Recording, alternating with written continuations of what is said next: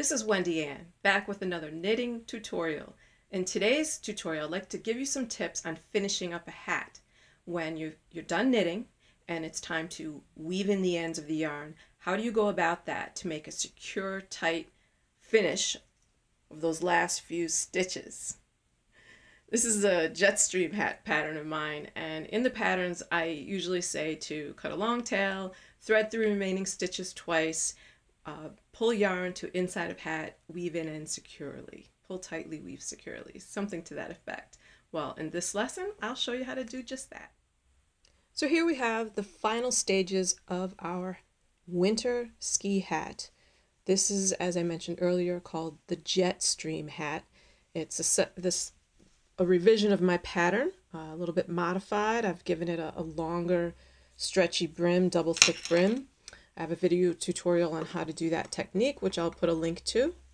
And in my pattern at the end of it, I say to do decreases, as you can see here at the top, to get smaller and smaller until you have 10 stitches left. Now you're probably wondering, why are all those needles around? I mentioned in another video how you might not need to switch to double pointed needles because the cord on your knitting needles can be flexible enough that you can work almost back and forth on one side and then back and forth on the other by having the cord stick out in between the stitches. And this needle that I used for the hat was not flexible enough for that process, but rather than take out double pointed needles, I just knit part of my round with another set of circulars in a similar size. So it shows you how flexible knitting can be, and maybe I'll do a video tutorial on that technique for some further explanation at a later date. But for now, in my patterns I usually say to cut a long tail of yarn and thread through the remaining stitches. Now I like to thread through 2 times. So the needle type that I recommend for this process is, it doesn't have to necessarily be bent. This is really good for doing seaming because it's good to get in between the stitches and pull up the yarn. But I do recommend a blunt point because you don't want to split yarn when you're threading it through stitches. So we thread our yarn.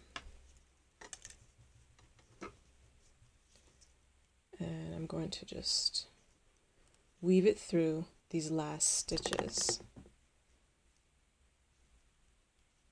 Thread it through rather. So one needle down.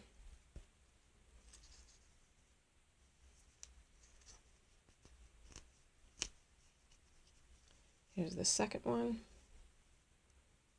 My final 10 stitches. Just threading through that first time. And especially with the natural fiber like wool, I do go through twice. Sometimes I don't, but often I will. The trick is you don't want to catch the yarn. Depends on your gauge. If your gauge is really tight, you might run the risk of catching in between yarn like this, splitting it when you thread through, and I don't want to do that. I just want to go through the loop itself for the second time around, just like I did the first time. So you can pull it up a little bit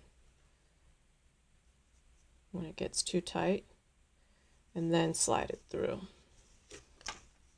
When you split the yarn, you run the risk of not being able to pull this tightly because it will catch.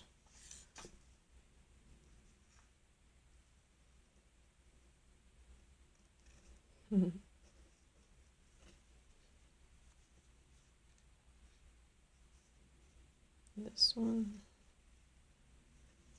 one, and now I'm back to where I have it going through twice. So before I pull this tightly, I'm just going to put the needle inside my hat, reach through with my hand, grab both the needle and the yarn. Now I can lose this needle, turn my hat so that the right side goes in and the inside comes out.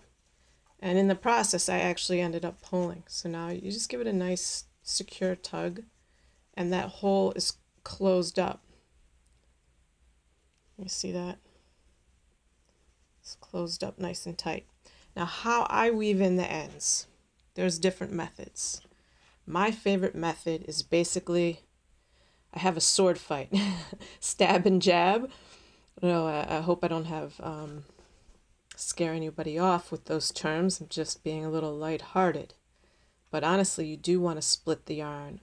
I'd like to split the yarn when I weave in ends. The first thing I will do is use a needle that has a nice sharp point. Thread my needle, make sure that's pulled, and I'm going to catch yarn that's close by this last stitch where it comes out. So I've threaded through my last stitches.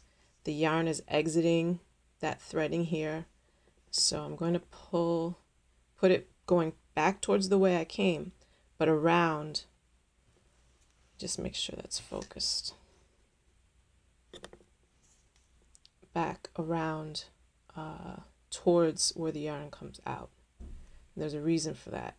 So I've got a couple of stitches that I've put yarn through. I'm going to go through the top of that one that I threaded, and now I actually want to catch my threading yarn. By doing that in the opposite direction, and like I said, it's like a bit of a sword fight. I'm just stabbing it in. Sometimes gets a little difficult to see, and I'll pull it. So now I've threaded the yarn through two times in my last stitches. I pulled it tight, I came out, I went back towards that yarn. So now I've threaded the yarn in on itself like this, but within those stitches. Is this light good? Really want you to see that. So we've actually threaded it back in, but over here where it's inside the hat. So then some would say, oh, that's secure enough. Well, I give my hats normally to one of my 3 sons or my husband, and they wear them and wear them and wear them. So I want to make sure it will never come apart. So I'm going to go into more stitches, still at the top. Because this is 100% wool, this is a Knit Picks yarn, it's wool of the Andes.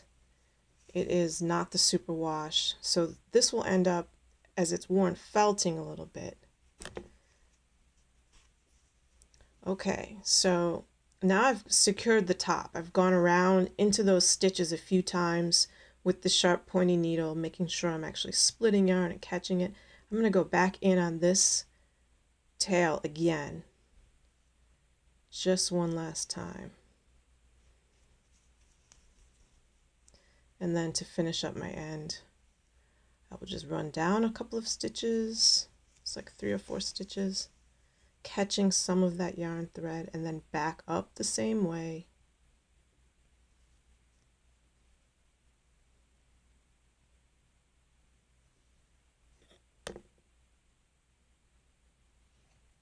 What I did was I went, trying to keep the focus going, went down through a few stitches.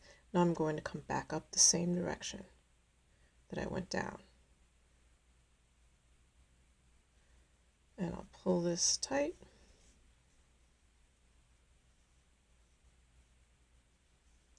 So the idea is to thread your yarn through to weave in ends, and catch with this pointy sharp tip, catch some of a yarn strand, but not the whole thing. So I'm actually splitting the yarn as I weave in my end. It's like doing this. But you're catching a piece of the stitch that comes out. Like that. So it's secure in, then you pull through, and what will happen, you can see these fibers. Hope you can see these fibers coming out.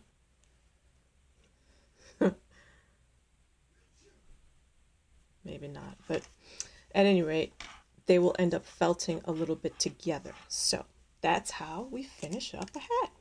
And I'll just trim this, and you can, because we've weaved it this way, you can trim it fairly close to the hat.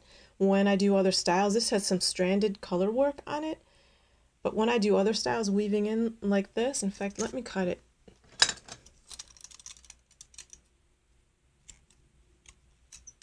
You barely see the end. So when I do other styles of hats, especially that have knit and purl work in them, stitch work, you can wear the hat reversible. I mean, I suppose you could reverse this pattern, but it's designed this way with a nice cushy double thick brim, some color work, finishing up with stockinette, and then this elegant knit two together top. And I see how I have a loose stitch there? Another tip for you, no worries. I'm going to take this needle from the inside of the hat and I'll just pull that extra yarn in, and when I wet block this, it should even out. If it doesn't, I will actually carry the yarn into other stitches. That's another tutorial video for you. So I hope this helps you to understand how to finish up a hat. Please subscribe if you learned anything. Give a thumbs up if you liked the video, because I have more coming for you. Thanks again.